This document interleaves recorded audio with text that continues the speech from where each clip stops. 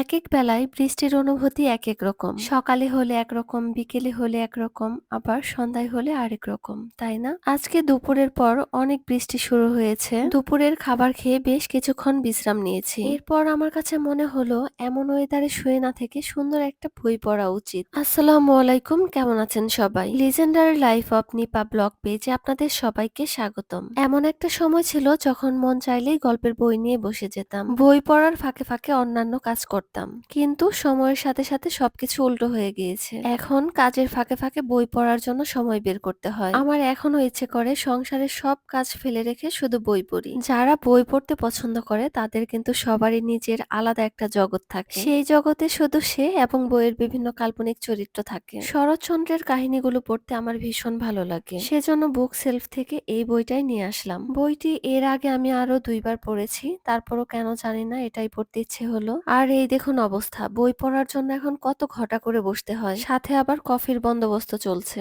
অথচ আগে খেয়ে না খেয়ে ক্লান্ত শরীরে স্কুল থেকে ফিরেই গল্পের বই নিয়ে বসে যেতাম। এই যে সময়ের সাথে সাথে সোনালী দিনগুলো ফিকে হতে থাকে, এটা সবারই মেনে নিতে অনেক কষ্ট হয়। তারপরও কিচ্ছু করার নেই, বর্তমান সময়কে ভালোবাসতে হবে। বর্তমান সময়কে আমরা সুন্দরভাবে উপভোগ করতে পারলেই অতীতে সুন্দর একটা স্মৃতি পাবো। আমার কাছে মনে হয় মানুষ যখন বৃদ্ধ হয়ে যায়, শৈশব, কৈশোর, যৌবনের স্মৃতিগুলো চোখের সামনে ভাসাতে পারে, আবারও সেই সুন্দর অনুভূতিগুলো সে পায়। কফি বানানোর সময় দুধ, চিনি এবং কফির রেশিওটা যদি ঠিক মতো হয়, সেই কফিটা খেতে কিন্তু অনেক মজা হয়। আমি বিভিন্ন রেশিওতে কফি বানাতে বানাতে আমার টেস্ট বাট অনুযায়ী একটা কফির রেশিও খুঁজে পেয়েছি, আর এখন সেই রেশিওতেই সবসময় বানিয়ে খাই। সবার টেস্ট বাট এক নয়, এজন্য নিজের টেস্ট বাট অনুযায়ী রেশিও খুঁজে বের করতে হবে পারফেক্ট একটা কফি খেতে চাইলে। সাথে কিছু বিস্কিটও নিয়ে নিলাম। বাইরের আলোটা খুবই কম ছিল, এজন্য একটা ল্যাম্প জ্বালিয়ে নিয়েছি। এই সময়টাতে আমার 2 ছেলেই ঘুমাচ্ছে, আর আমি বই পড়ছি, সাথে 1 কাপ কফি, বাইরে বৃষ্টি। এই মুহূর্তে পারফেক্ট একটা ওয়েদার তৈরি হয়েছে বই পড়ার জন্য।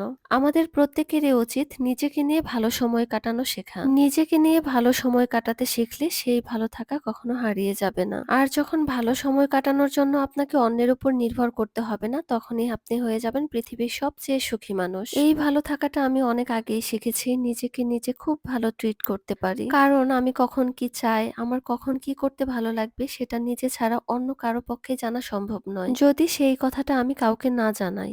যেহেতু আমরা নিজের সম্পর্কে সবচেয়ে নিজেই ভালো জানি, সেহেতু অন্য কারো উপর নির্ভর না করাই উচিত। সেই ক্ষেত্রে অন্যের উপর নির্ভর করলে আপনি দুঃখ কষ্ট ছাড়া আর কিছুই পাবেন না। আমি যেমন বাইরে যেতে পছন্দ করি, সবার সাথে মিশতে পছন্দ করি, এমনি বছরের পর বছর একা একা থাকলেও কখনো বোরিং হব না। আমার জীবনের সবচেয়ে সুন্দর দিক হচ্ছে, যখন যেমন পরিবেশ পরিস্থিতি হোক না কেন, আমি নিজের একটা ভালো লাগার বিষয় তৈরি করে নিতে পারি। বিশেষ করে যারা গৃহিণী মেয়েরা আছে, তাদের এই জিনিসটা থাকা খুবই দরকার। ছেলেরা বিভিন্ন কাজের সুবাদে বাইরে থাকতে পারে, অনেক বন্ধু বান্ধবের সাথে মিশতে পারে। ছেলেরা একঘেয়েমি জীবন তেমন একটা পায় না বললেই চলে, কিন্তু বেশিরভাগ মেয়ের জীবনই কিন্তু কাটে ঘরে সংসার করে। অথবা মেয়েরা যদি চাকরিও করে, তার মনটা পড়ে থাকে ঘরের ভিতরে, বাসায় গিয়ে কি রান্না করতে হবে, বাচ্চাদের কি করতে হবে। সেজন্য মেয়েরা ঘরের জগতে যদি ভালো লাগা তৈরি করতে পারে, সেই মেয়েটা সবসময় ভালো থাকে।